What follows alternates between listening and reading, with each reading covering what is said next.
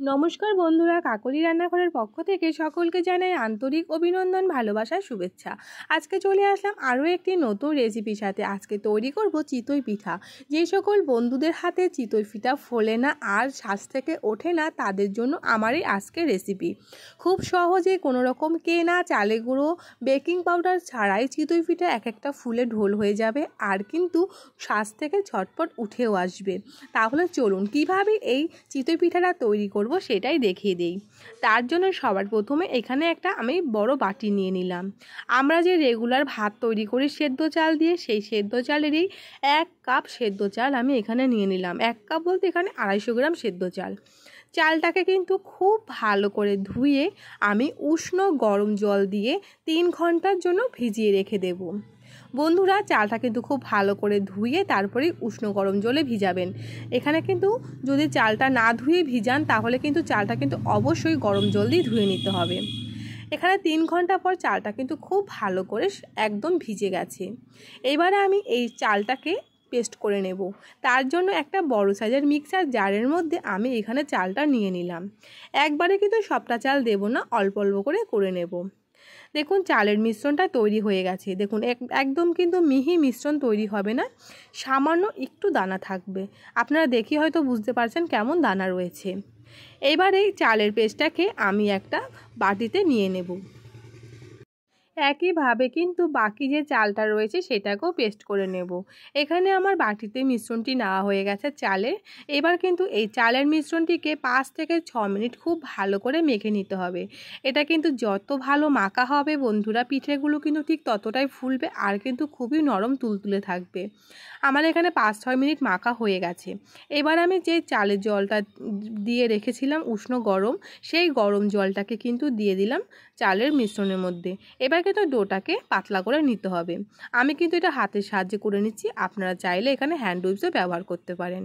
এবার এখানে দিয়ে দিচ্ছি আমি 1/2 চা চামচ নুন আর একটা নারিকেলের অর্ধেক নারিকেল কোড়া পুরোটাই দিয়ে দিলাম। সব কিছুকে আবারও ভালো করে মিশিয়ে নিচ্ছি। এবার আমি এর ঘনত্বটা দেখিয়ে দিচ্ছি।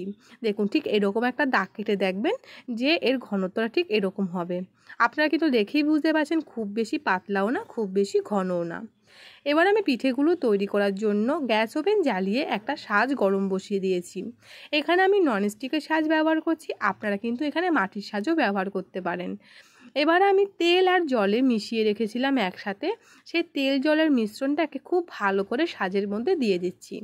অবশ্যই কিন্তু গ্যাসের ফ্লেমটা হাইতে রেখেই পিঠেগুলোকে তৈরি করতে হবে। ভালো করে তেল ব্রাশ করা হয়ে গেলে, তেল জলটা ব্রাশ করা হয়ে গেলে আমি দেখুন যখন সাজটার মধ্যে ধোয়া উঠতে শুরু করেছে তখনই কিন্তু চিতই পিঠার ডোটা দিয়ে দিতে হবে। চিতই পিঠার ডোগুলোকে দেওয়া হয়ে গেলে গ্যাসের ফ্লেমটা হাইতে রেখেই আমি ঢাকা দিয়ে দেব। এক এক খোলা পিঠে তৈরি হতে 5 থেকে 6 মিনিটের মতো সময় লাগে, বেশি সময় কিন্তু লাগে না। এখন আর কোনো রকম কেনা চালের গুঁড়ো চিন্তা না করে ঝটপট কিন্তু বাড়িতে থাকা সেদ্ধ চাল দিয়ে তৈরি করে নিতে পারেন এই চিতই পিঠা। দেখুন সবগুলো পিঠে কতটা সুন্দর জালিযুক্ত হয়েছে আর কতটা সুন্দর ফুলে উঠেছে। ঝটপট কিন্তু সাজের থেকেও উঠে আসছে, আপনারা কিন্তু দেখেই বুঝতে পারছেন। কোনো রকম ঝামেলা ছাড়াই এই চিতই পিঠাগুলো তৈরি হয়ে গেল। তাই বন্ধুরা, আপনারা কিন্তু একবার হলো এই শীতের ঝটপট চিতই পিঠাগুলো তৈরি করে ফেলুন। খেতে হয় দুর্দান্ত, আর রেখে দিলেও কিন্তু এগুলো শক্ত হবে না। দেখুন ফুলে কতটা সুন্দর হয়েছে। একইভাবে আমি আপনাদেরকে আরও এক খোলা পিঠে তৈরি করে দেখিয়ে দেব।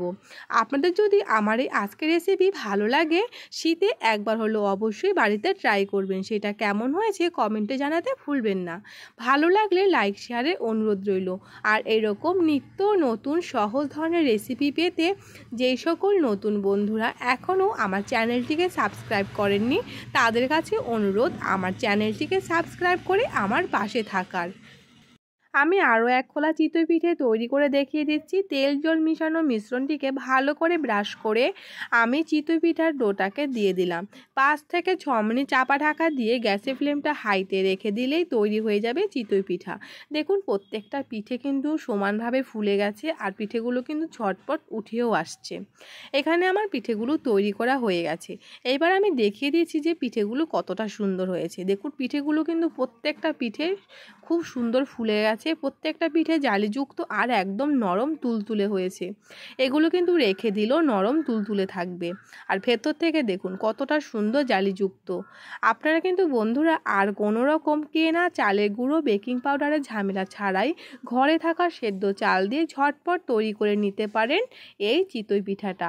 দেখতে যতটা সুন্দর, খেতে হয় দুর্দান্ত। আজকে আমি পিঠেগুলোকে গুড়ের সাথে পরিবেশন করলাম। তাহলে আজকে এখানেই বিদায় নিচ্ছি। ধন্যবাদ সবাইকে।